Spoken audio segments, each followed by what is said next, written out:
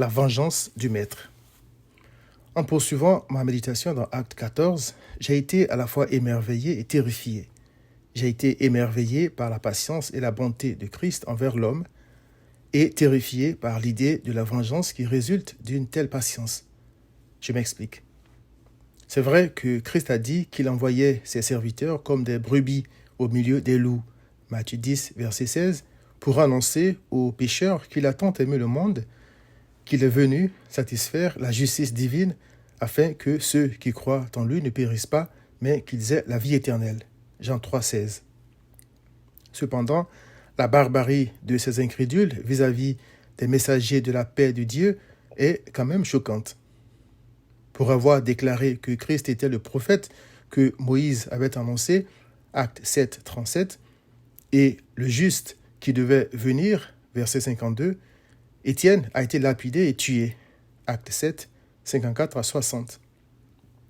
Hérode a tué Jacques, persécuté les membres de l'Église et enchaîné Pierre avant de le jeter en prison, Acte 12, versets 1 à 4, parce qu'il n'arrêtait pas de dire à des pécheurs fatigués et chargés, « Repentez-vous donc et convertissez-vous, pour que vos péchés soient effacés, afin que des temps de rafraîchissement viennent de la part du Seigneur. » Acte 3, verset 19.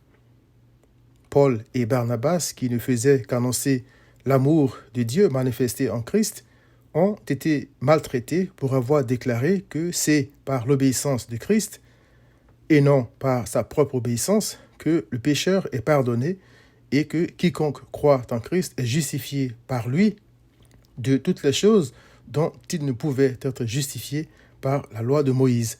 Acte 13, 38 à 39.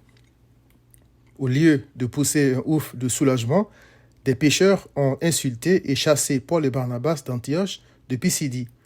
Acte 13, 45 et 50. S'étant rendu à Icône pour y annoncer la bonne nouvelle de la réconciliation des pécheurs avec Dieu uniquement par la parfaite obéissance de Christ et par son sang, ils ont dû se réfugier dans les villes de la Lycaonie, à Lystre et à Derbe pour échapper à la lapidation. Acte 14, versets 5 à 7. À Lystre, ils ont proclamé que Christ était effectivement le Messie et l'ont prouvé en guérissant au nom de Christ un homme qui n'avait jamais marché. Acte 14, versets 8 à 10. Alors, pleins de rage, des Juifs ont lapidé et traîné Paul hors de la ville, pensant qu'il était mort. Acte 14, verset 19. En méditant sur tout ça, j'ai d'abord été émerveillé par la patience de Christ envers les loups qui dévorent ses brebis. J'ai été aussi émerveillé par le courage qu'il donne à ces faibles brebis dont on se moque, qu'on lapide et tue parfois, mais qu'il fait persévérer dans les bonnes œuvres qu'il a préparées afin qu'elles les pratiquent. Éphésiens 2, verset 10. Deuxièmement, j'ai été terrifié par l'idée de la vengeance que Christ va exercer sur les bourreaux de ses enfants, sur ceux qui se moquent de son sang versé et qui rejettent l'amour et la paix de Dieu. Sépare-toi de ces gens-là, cher ami. Viens à Christ.